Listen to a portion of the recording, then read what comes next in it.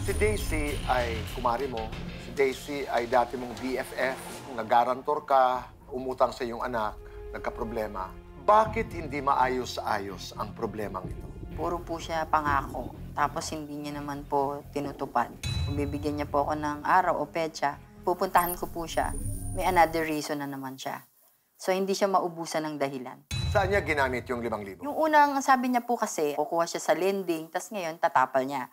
So natupad naman po yon. Na balik niya naman po sa akin yung 5K, naging 6K pa nga. Parang show money lang. Pinakita niya sa akin si pera, tapos ngayon, sinabi niya sa akin na hihiramin niya ulit. Bakit ka pumayag?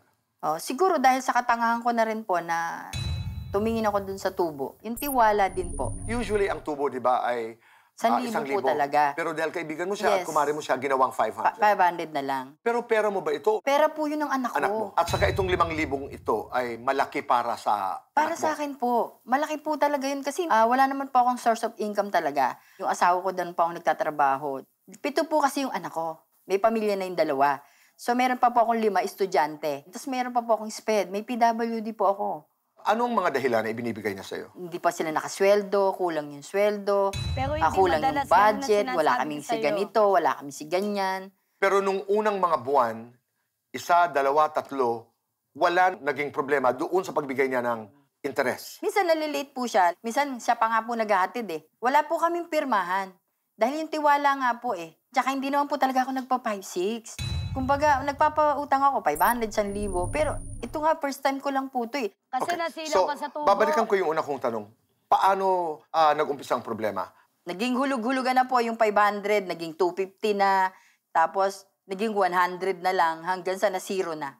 Nagkaroon po ng sakit yung anak niya noon. Mother din po ako. Naintindihan ko naman na siyempre, short din siya ng kanyang finances, di po ba? Hanggang sa umabot ng 0 na. Hindi na talaga siya nakapagbigay, ang dami niya na pong dahilan. Magkapit bahay kayo. Magkalugar. So paano nag-umpisa ang bangayan? Dumating po yung punto na talagang naiirita na po ako dahil may message ko siya, hindi niya na po ako sinasagot. Dahil Sinising niya alam lang mo, yung wala akong message ko. cellphone na. Tapos pupunta ako sa kanila, wala siya lagi.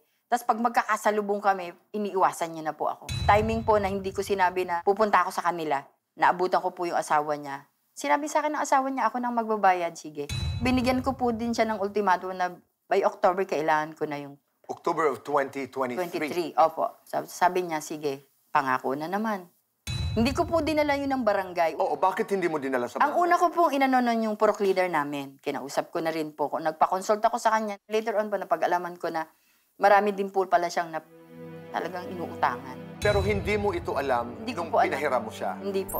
gamit ang pera ng iyong anak. Hindi ko po Okay. alam. Tapos ngayon, sinettle naman kami ng purok leader namin. Sinabi, sige, Daisy, may problema si Annalisa sa'yo, ganito, ganito. Kasi nag-reason na naman siya. Nung una, nagsasabi pa siya sa akin ng pasensya. Magbibigay ako sa'yo ng 200, Pero nito po, hindi mo hindi na, tinatanggap. inaaway niya na po ako eh. Anong inaaway ka niya? Nagpaparinig na po siya sa akin. Katulad? Tuwing dadaan po ako doon, ayan. Sabi sisingil, patubo ng patubo, hindi marunong makaintindi. Dumating pa sa puntong, Tito Boy, iniinsulto niya ako kasi sinabi ko sa kanya, hindi lang ikaw nangangailangan, may pangailangan din ako. May sakit din po ako eh. Mag-undergo po ako ng surgery kasi may thyroidism po ako. For biopsy po ako, second biopsy ko po. Ang laki po ng bukol ko, kuya. Oh. Tito Boy, ang laki. Okay. Ayon sa napag-alaman namin, totoo ba ito na kaya lumalaki daw yung iyong leeg ay dahil napupunta doon yung mga barya? Yun na nga po, yun pa yung isang kinagagalit ko. Bakit niya ako iinsultuhin ng ganun? Sabi ko nga, ikaw may diabetes ka, pero lagi ka nagiinom. Maniniwala po ba kayo na nangungutang siya, na wala siyang pambayad, may trabaho yung asawa niya, yung anak niya? Tapos makikita mo, nandun sa harapan ng bahay nila, laging lasing, nagiinom sila, walang Hindi pera. naman araw-araw, pag may okasyon lang. Anong klaseng pagtatagpo ang naganap nung huli niyong pagkikita? Talaga pong nagsagutan na kami. Isa sa purpose ko na humingi ng tulong sa inyo po, dahil gusto ko pong talagang bayaran niya po ako. Meron na po siyang kisa barangay. Sinettle sila ng barangay, nangako po siya doon. Hindi po niya ginagawa na gano'n, na magbayad. Hindi ko po alam kung anong settlement ang ginawa sa kanila, kung monthly, weekly, kung paano. Sinisingil ka ba ng anak mo? Opo. Kailangan din po ng anak ko dahil buntis po yung anak ko ngayon. Pero di alam ng anak mo na nagbibigay ako ng tubo sa'yo. Naririnig ni Daisy ang pag-uusap natin. Anong gusto mong sabihin sa kanya? Huwag siyang mangako. Nung kinuha niya yung pera, okay kami. Pero bakit ngayon? Siya pa nagsabi sa akin, Tito Boy, na gusto mo magpabarangay ka, haharapin kita sa barangay. Sabi ko nga sa kanya, ano magpapabarangay ako? Yung ang unang inutangan mo eh. Nagbaranggayan kayo, nagsuntukan pa yung asawa at anak no. Ano nangyari? Nabayaran mo ba? So, ganun ang gusto mong gawin sa akin ngayon? Bayaran niya po ako. Kasi may pangangailangan din ako eh. Kung gusto, may paraan. Kung ayaw, maraming dahilan. Di po ba? Paano kita babayaran? Lintik ka makachismis sa akin. So, hindi ko naman po pwedeng i-thank you yung 5K na yon dahil hindi lang basta-basta ba pera. Ang hirap po ng buhay ngayon. Isa lang din ang naghahanap buhay sa amin yung asawa ko. Mamaya ay makakaharap natin si Kuya Alan at Pia. At tayo umaasa na ito'y mapapag-usapan ng tahimik at sana'y mabigyan ng solusyon. Opo.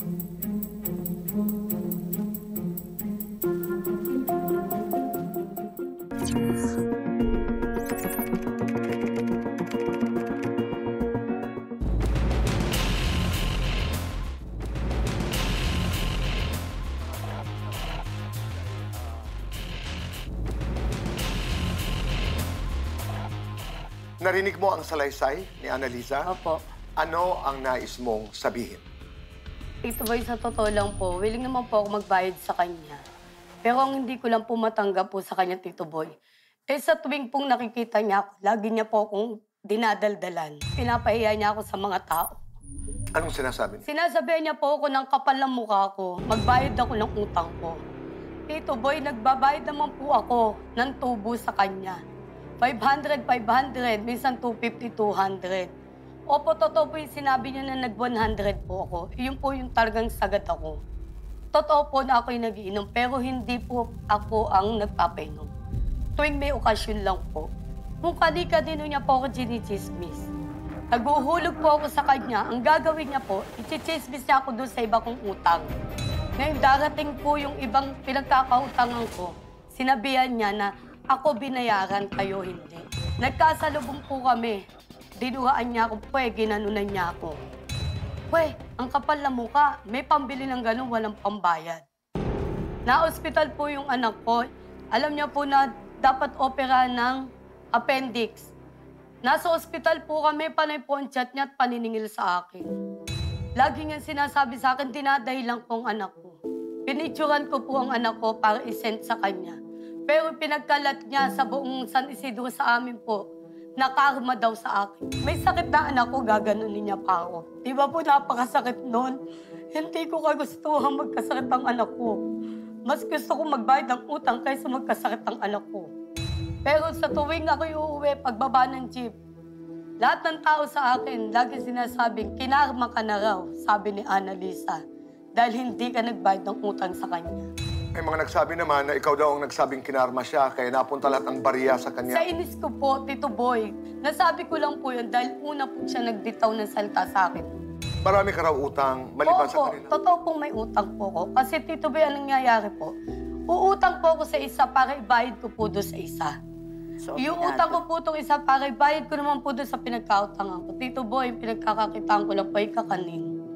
Wala pong trabahong asawa ko, yung anak ko po, wala rin. 7 pong anak ko, 5 nag-aaral sa akin. May nasabi siya tungkol sa nangyari sa baranggayan? Totoo po, may nagpabarangay po sa akin. Iyon is 2,000 pesos po, na lumaki po siya. Naging 11,800 po yung utang kong 2,000 na yun, saka papatubo po sa akin. Paano na po kami? Di ba po, kikita po ako sa kakanin ng 300 to 400. Pagkain po namin, panghulog-hulog ko sa kanya. Na-stop po talaga ang paghuhulog ko sa kanya. Kasi nga po nawalan ng trabaho ang asawa ko at ang anak ko. Ikaw daw ang mahilig magchismis. Siya po, aanin ko po yung mga salitang ganun, ako po ang nakautang sa kanya. Alam naman pong ako pa magbalaki. Yung anak niya, ang naano sa akin is 5,000, ibalik ko daw po ng buong buo. Tito Boy, saan po kukuha ng ganung Maski 2 hulog daw, Basta mabuo lang, wala nang interes. Ano yung washing machine na pinag-usapan? Yung sa washing machine naman po, binenta ko po yun as nito na yung sa anak ko nga pong isa. Hinarang niya po yung benta. Binenta ko po ng 2,500. Hinarang niya po yung 1,000 para mapunta sa kanya. Kaya 1,500 lang po ang napunta sa akin. Kaya ako totoo yun binenta dahil nawalan kami ng tubig at kuryente. Pero sana man lang po, sinabi muna sa akin. Eh hindi po eh. Daisy, ang hirap ng buhay, magkapit-bahay kayo, Yun nga po. mag-BFF kayo dati, Totoo naman po magkumare. yan, totoo. Hindi lamang pera ang usaping ito, pero may kinalaman din sa relasyon, di ba? Opo. So paano ang buhay nyo? Araw-araw kayo magkikita. Yun na nga po, Tito Boy. Sa araw-araw din niya po pinariringgan na masasakit na salita. Ako po, pa syempre ngayon, bilang ako, parang gusto ko na pong pumutok na, labanan na siya, ganun. Inaawat lang po ako ng mga anak ko. Naririnig itong pag-uusap natin ni Annalisa. Ano talaga ang gusto mong iparating sa kanya? Alam mo, Annalisa, willing naman akong bayaran ka. Kaso hindi ko kayang ibigay lahat ng gusto nyo. Yung buong 5,000. Nawala na nga po ako ng paninde.